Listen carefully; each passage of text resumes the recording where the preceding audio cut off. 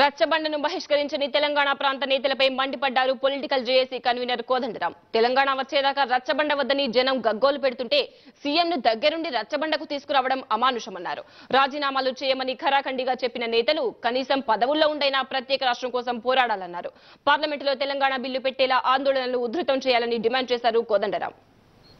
వాళ్ళ కోరుతున్నది ఏంటంటే అసెంబ్లీలో గవర్నమెంట్ పైన పార్లమెంటులో అక్కడ ఉన్న కేంద్ర ప్రభుత్వం పైన ఒత్తిడి పెట్టే దిశగా మరి మీరు కూడా పార్లమెంట్లో కావలసిన రీతిలో మీకున్నటువంటి పద్ధతుల్లో మీరు కూడా ఆందోళనకు దిగవలసే ఉంటుంది, ఆ దిశగా కదలాల్సే ఉంటుంది అని చెప్పి మేము కోరుతా ఉన్నాం.